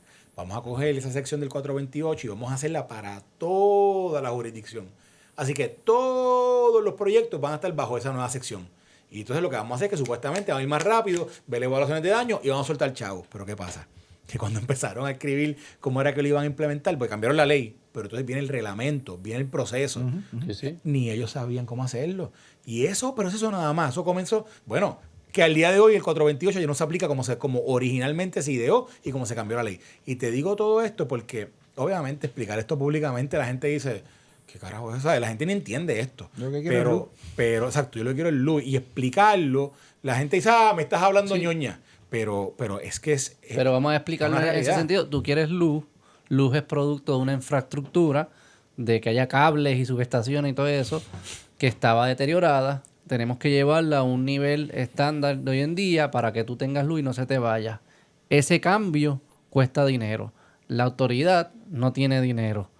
El dinero viene a través de estos procesos federales y como dice Carlos, tú tienes que jugar unas reglas para que ese dinero empiece a llegar, se empiecen a hacer los proyectos, se empiezan a conectar los cables y todas estas cositas y el rediseño. Y ahí entonces tú empiezas a ver una mejora. Y correcto. Eso me parece que es inescapable. Que se puede hacer más eficiente en el camino, estoy seguro que sí, que hay oportunidades. Pero si tú quieres invertir, llevar tu infraestructura a ese nivel y no quieres sacarle tu chavo y quieres los chavos del otro, tú tienes que seguir las reglas del otro. Tienes que seguir las reglas del otro y pues desafortunadamente... Y no hay más nada en la mesa. Claro, ¿no? Y no hay soluciones inmediatas. O sea, yo sería hipócrita si yo vengo y digo aquí que si fuera yo el director de Luma, puedo arreglar esto en 6 meses. No, porque yo puedo arreglar la línea 39,000 que falló anoche y podarla completa y todo, pues entonces la 31.000 en otro lado pues se fastidia, entonces, porque es que está todo fastidiado, o sea, Sí, estoy arreglando la regla y se rompió. y se rompió aquella. Y entonces, ¿qué pasa? Hay una gráfica muy importante, ¿verdad? No puedo dibujar aquí, pero tiene un eje de Y y un eje de X. ¿Verdad? El eje de X es el tiempo y el eje de Y son failures para todo equipo. Pues, carro, infraestructura eléctrica, un bote, para lo que sea, esa gráfica existe. Cuando tú compras algo nuevo, al principio las fallas son un poquito altas porque eso se llama infant mortality, o sea, es nuevo, y como es nuevo, pues a lo mejor hay un flow de diseño y te falló algo. Después entonces se queda bien bajita y a través de los años obviamente va subiendo. ¿Por qué? Porque con la edad las cosas son más susceptibles, incluyendo el ser humano, a tener fallos, ¿no? Y entonces, pero ¿qué pasa? Que llega un punto, Beto, donde... ajá, exacto, eso mismo. Entonces, ¿qué pasa? Cuando yo llegué a la autoridad, yo pensé que yo estaba en la intersección de la línea entrecortada y la sólida de la derecha. Yo pensaba eso. Yo miraba las cosas y decía, aquí todo está como que fallando a una frecuencia. Tú te puedes tú lo detectas, tú sabes que estás ahí por esa misma, porque tú ves que venía así. El rate de failure empieza a aumentar. Y eso es científico y tú lo puedes calcular. Y con los números de failures de la autoridad, dije, nosotros estamos llegando a un punto de inflexión. Y esto es una espiral que hacia se abajo. nos va de las manos. No importa cuánto tú coges, echamos meta, se te va de las manos, ¿ves? Claro. Y desafortunadamente, ¿verdad? Pues, y ahí desde estamos que hoy. yo estuve hasta ahora, yo entiendo que ahí estamos hoy. Falló el transformador. Mira todo lo que ha pasado en estos últimos días. ¿Qué fue lo que falló anoche, corto? ¿Qué fue lo la que... línea, creo que es la 39.000 o 39.100, ahora no me acuerdo. Es una línea que conecta el centro de transmisión de Caguas con el centro de transmisión de Aguas Buenas. Y entiendo que esa línea pues tuvo un contacto con vegetación. Se salió. Vegetación es un árbol o una rama. Una rama o algo así. Posiblemente estaba llevando una carga bastante amplia. Cuando los conductores están llevando mucha carga, se elongan. Y en vez de estar acá arriba, la catenaria se estira y bajan. Okay. Y obviamente se supone que el despeje se haga considerando eso, pero si no lo has podido hacer... O sea, lo que tú estás explicando, para el que no está escuchando, si lleva mucha carga, esto es un cable, puedo hablar así. La altura del cable disminuye. Empieza en el medio, empieza como que hundirse el cable. Sí. Y si el árbol no estaba podado o lo que fuese, pues hay más probabilidad que hubo contacto. Sí, pero es que hay varias cosas ocurriendo. O sea, Palo Seco está afuera hace un montón de tiempo. La Central San Juan había sufrido una avería ayer por la tarde, porque se desconectó el sistema de gas natural. ¿Qué es la curva que tú dices? Todo a la vez. Estaba empezando a subir. El Palo Seco está limitada, tiene una ruptura. Todas esas cosas. Y entonces le añades la línea 39.000 o 39.100, que no recuerdo ahora. Pues entonces crearon una situación de un desbalance entre generación y carga grande que creó todos los apagones. Son relevos. Es un juego de la soga. Y si del otro lado de la soga se sale gente, los generadores, pues de acá tú tienes que sacar gente para que la soga no se mueva, se quede ahí. ¿Verdad? Que eso es lo que le llamamos la frecuencia en el sistema eléctrico, es que esa soga no se mueva. Si la soga se mueve, pues la frecuencia está variando y los equipos se dañan, ese tipo de cosas. Y eso fue lo que pasó, o sea, para balancear, para que la carga y para que la demanda y la capacidad de generación fueran las mismas, pues tuvieron que recortarle la electricidad a 350.000 personas. Sé que fueron relevos de carga, obviamente había que arreglar la línea, pero se nota que fueron relevos de carga porque de las 9 de la noche ya para las 2 de la mañana prácticamente todo el mundo estaba con servicio. O sea que no fue una explosión de nada, no fue como lo del transformador que se rompió, se averió. Parece que fue un contacto eléctrico de la línea porque a esa hora de la noche arreglar la línea, si se hubiera roto, hubiera tomado mucho más que hasta después de las 2 de la mañana. O sea que... ¿Cuáles son los puntos más frágiles ahora mismo? Como que si tú tuvieses que priorizar una secuencia de esto es lo primero que tenemos que atender, esto es lo otro, en términos de infraestructura. Sí, bueno, en términos de el impacto que tiene hacia los... Claro. Fuese la métrica. Impactar el sistema, pues tú siempre piensas en transmisión, porque cada mejora que tú haces en transmisión, una línea de transmisión realmente sirve cientos de miles de personas. Una distribución, pues, sirve miles de personas. Porque empiezas de lo grande a lo pequeño. Sí. Sin olvidar lo pequeño, porque lo pequeño es importante. Si es una línea que va a un hospital, si es una línea que va a algo importante, pues a eso hay que darle prácticamente la misma prioridad. Pero yo empezaría por eso, por lo que se llaman las cargas críticas y por la infraestructura de transmisión. Ciertamente yo entiendo que esa sería pues, la mejor manera de hacerlo. En términos de la duración de las averías o de saber que, ¿verdad?, que la gente no tiene luz, porque a veces no lo saben y no es culpa de ellos porque no hay comunicación. Ese programa de instalar metros inteligentes, o sea, medidores inteligentes, Ajá. tiene un beneficio, una razón de beneficio-costo bien alto, y tú lo puedes optimizar. Me explico.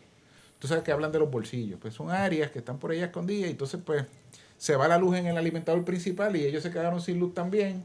Y tú vienes y el alimentador principal te mandó una señal y tú los restableciste, pero ellos se quedaron fuera. Ajá.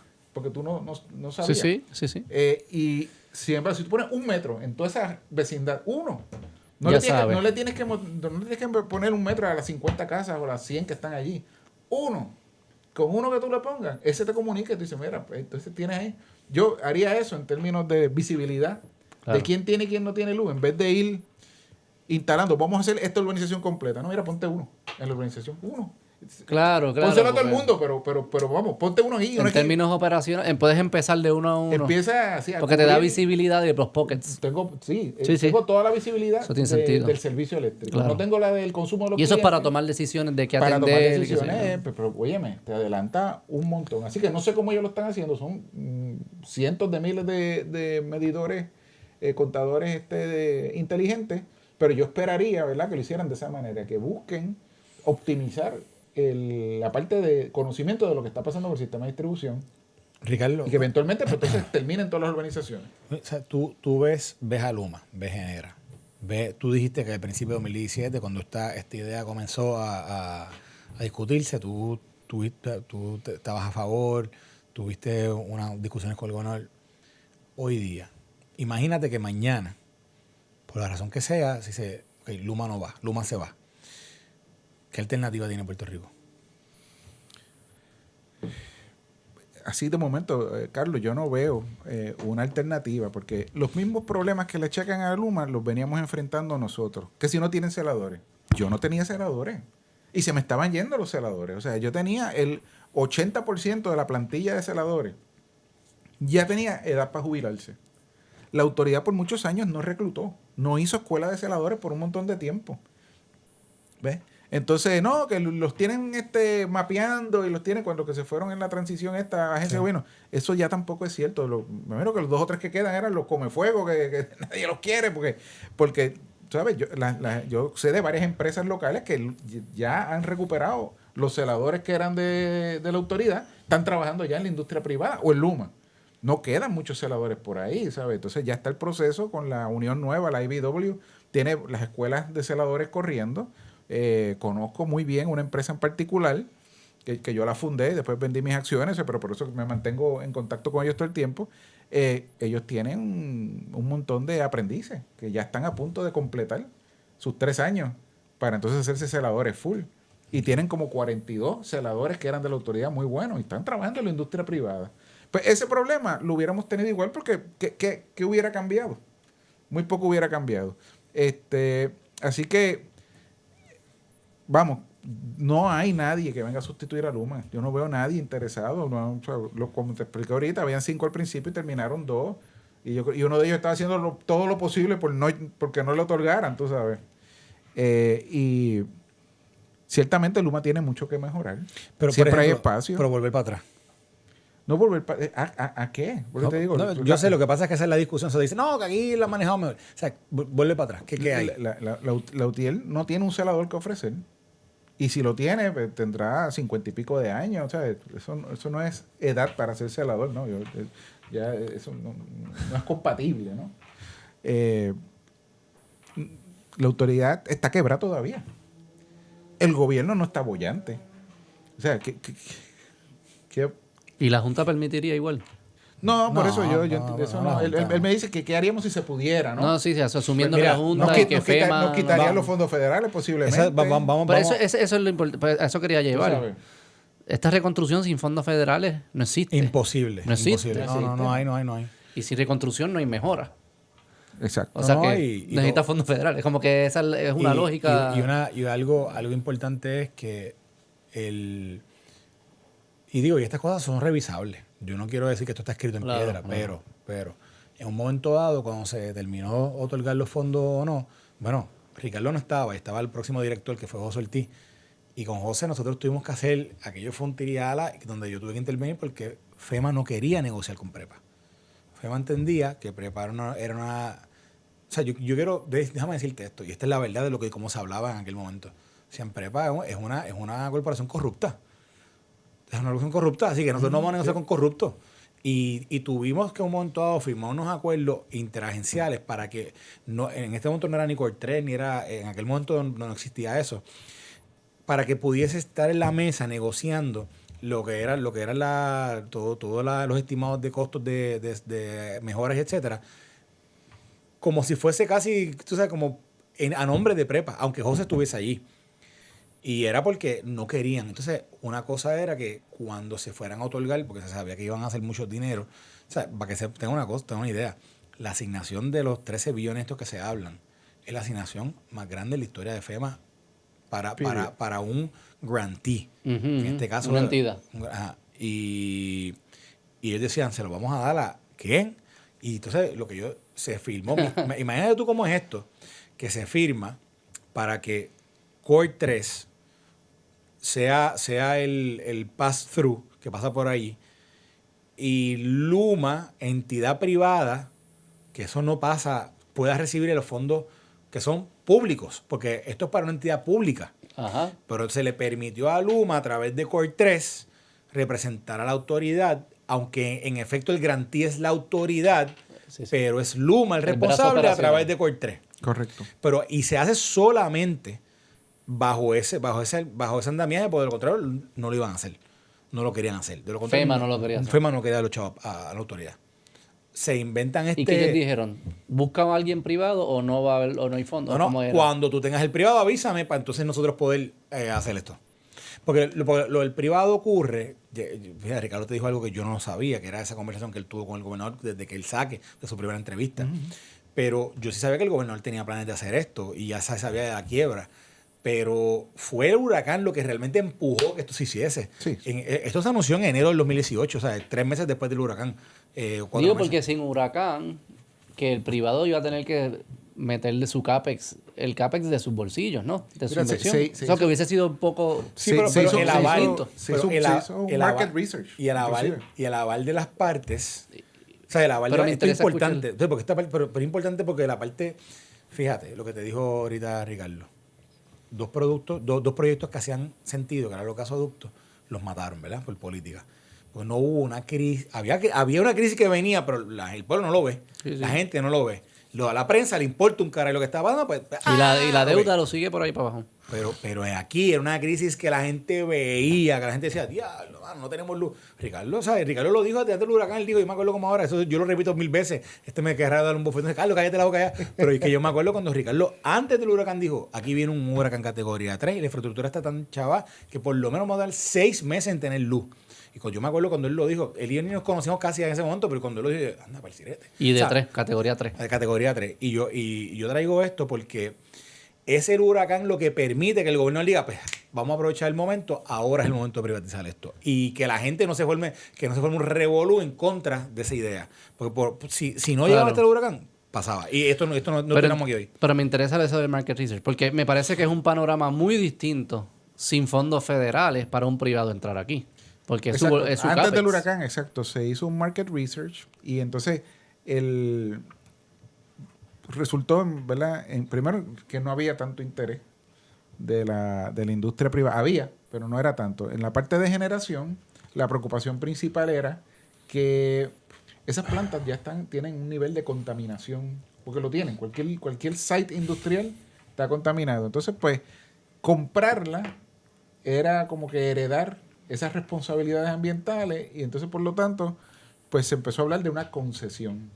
En la parte de transmisión y distribución, la situación es que el área metro es la que genera la mayoría de los ingresos.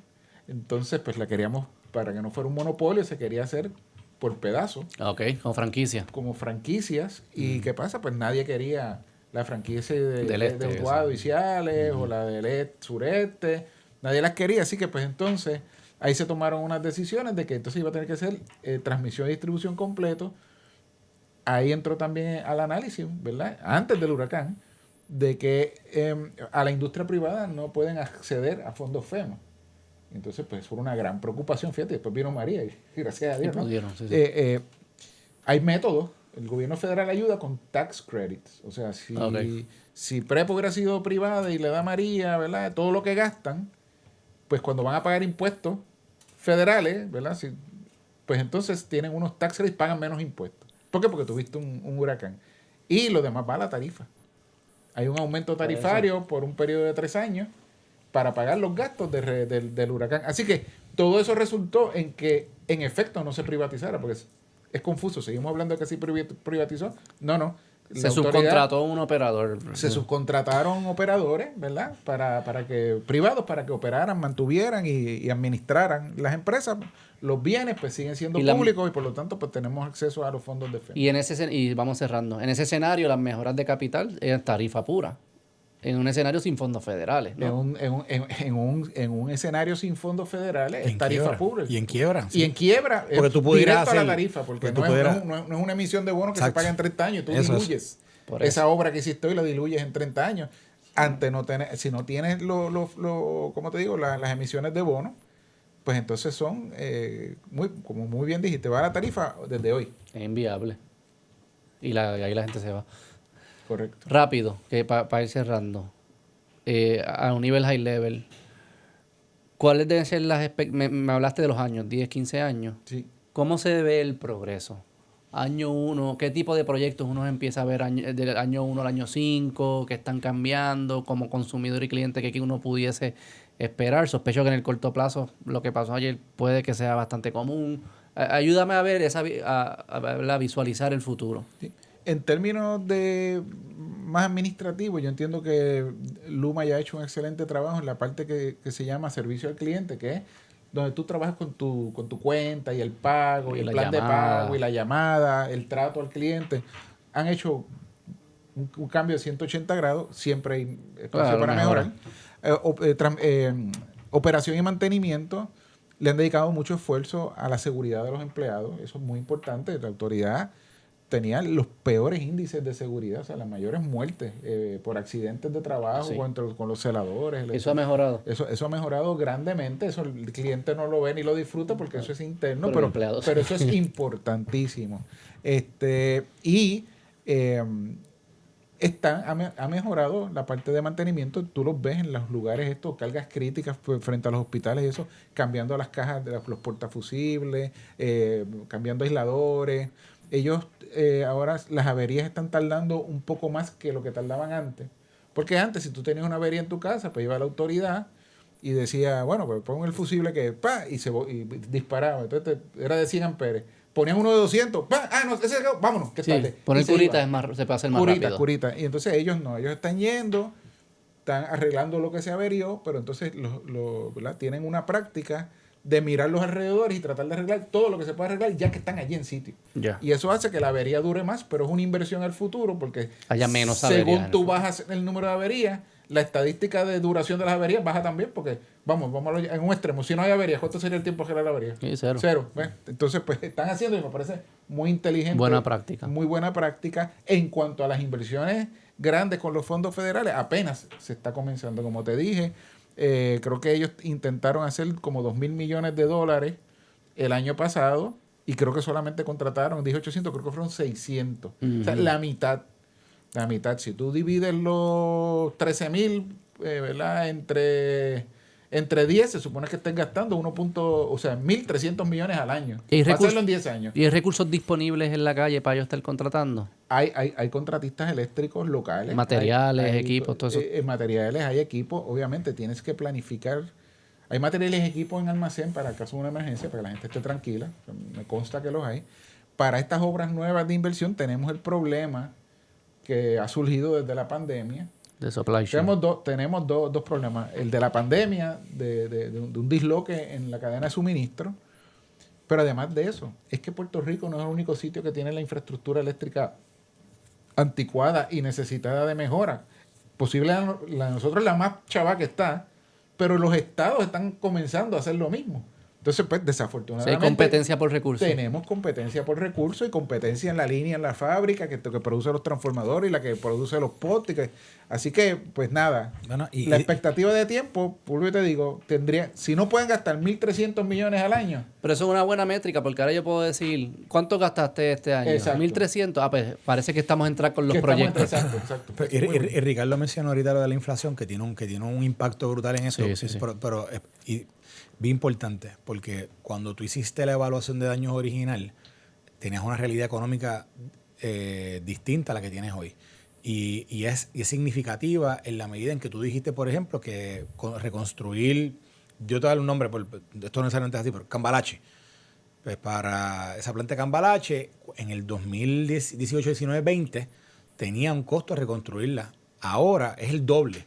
¿Y qué pasa? Y eso es revisar el estimado de costos para que quien te autorizó ese proyecto te diga, pues déjame ver si te lo puedo autorizar o no, déjame ver lo que puede pasar. Entonces, el impacto inflacionario impacta también la rapidez con que tú reparas. O sea que además de todo lo que te está diciendo, la parte de la inflación juega también un rol en la reconstrucción. ¿Qué le dirías a toda esta gente que está saliendo por ahí? Que Luma para afuera, que Luma es el culpable de todo, que Luma es el que sube los precios.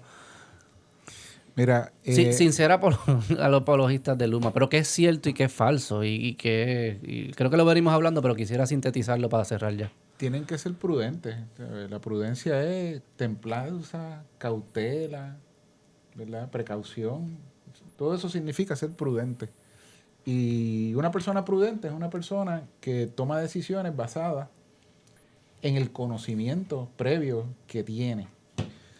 Y dado que la mayoría de la gente que está diciendo eso no tienen el conocimiento previo, ¿verdad?, de cómo se opera, se mantiene, se construye, se maneja una utilidad eléctrica, pues mi sugerencia es que entonces se asesoren bien, ¿no? Antes de estar, ¿verdad?, diciendo, ¿cómo es?, proclamas absolutistas, ¿no? Es la prudencia la palabra principal que yo, ¿verdad?, les pediría, porque no hay ninguna compañía tocando a la puerta para sustituir a Luma. No podemos volver al pasado porque ya hay unos compromisos hechos con el gobierno federal, ya hay unos compromisos hechos con el propio Luma. Y el pasado nos trajo aquí. Y el pasado nos trajo aquí.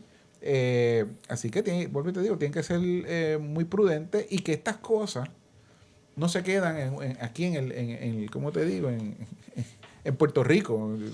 Esto sale al mundo. O sea, ya el apagón de anoche el mundo lo sabe, el mundo entero.